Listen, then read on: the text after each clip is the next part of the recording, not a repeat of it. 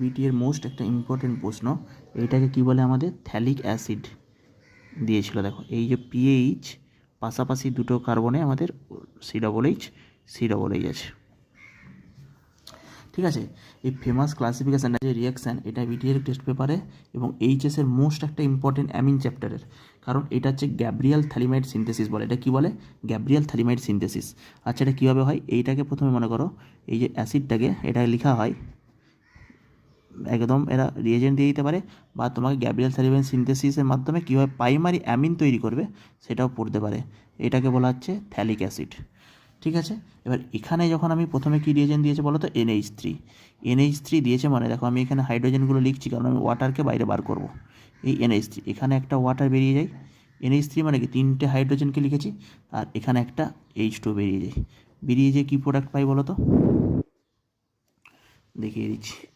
বেরিয়ে যে একদম দেখো এখানে C ডবল বন্ড ও, এই NC এর সাথে দেখো এইটা H2 বেরিয়ে গেছে, মানে একদম বন্ড দিয়ে দাও আগে N, আবার এই দিকেও সেম, খুব সুন্দর প্রোডাক্ট। দেখো এটাকে বলা হয় থ্যালিমাইড, ওই জন্য বলা হয় থ্যালিমাইড, এটাকে বলা হয় থ্যালিমাইড।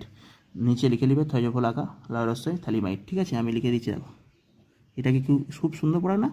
সুন্দর প্রোডাক্ট, C ডবল বন্ড, এটাকে থ্যালিমাইড হয়ে গেল। এবারে বেস দিয়েছে এরা 2 নম্বরে কী দিয়েছে দেখো? কেওএইচ বেস, মানে দেখো এখানে কি নিউক্লিওফাইল OH মাইনাস, আর এই OH মাইনাস এই প্রোটনটা হচ্ছে অ্যাসিডিক, কারণ C ডবল বন্ড ও কিছুটা ইলেকট্রন টেনে নিচ্ছে, এও কিছুটা ইলেকট্রন টেনে নিচ্ছে, তাহলে এই যে প্রোটনটা এটাকে OH মাইনাস নিয়ে নেয়, নিয়ে কি তৈরি করে? নিয়ে এই C ডবল বন্ড ও এখানে N মাইনাস। এই দেখো এখানে যখন আমি এই হাইড্রোজেনটা নিয়ে এখানে হাইড্রোজেনটা ক্যাপচার করে নিচ্ছে, তার মানে কি পড়ে থাকছে?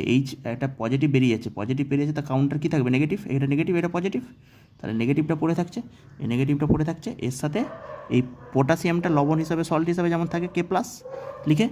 এবার এইটা হয়ে গেল মানেই, এবারে দেখো এবারে কী দিয়েছে? CH3 দিয়েছে। তাহলে CH3 মানে বুঝতেই পারছো, এখান থেকেই বলি আমরা প্রাইমারি অ্যামিন। CH3 মানে কি কী করতে বলেছে অ্যাকচুয়ালি? এই নেগেটিভটা সবসময় ব্যাক সাইড এখানে অ্যাটাক করবে, এটা বাইরে করে দেয়। একটা অ্যালকিল হ্যালাইড কী করে? এটা অ্যাটাক করে বাইরে বার করে দেয়। তাহলে এখান থেকে আমরা কী পেয়ে যাই দেখো তো? এইটা পেয়ে যাই C ডবল বন্ড ও এই N, এই আর মনে হচ্ছে এখানে CH3, আর না লিখে এখানে যেটা দিবে এই CH3 গ্রুপটা, CH3। এবার দেখো এইটাই আমাদের অ্যামিন কী হবে এবার বুঝতে পারছো? এই বন্ডটা বেক করবো, দিয়ে এখানে একটা হাইড্রোজেন দেবো, এখানে একটা হাইড্রোজেন দেওয়া মানে কি? CH3, এটা কী হচ্ছে? NH2। দেখো CH3 NH2, এই বন্ডটা বেক করে গেল,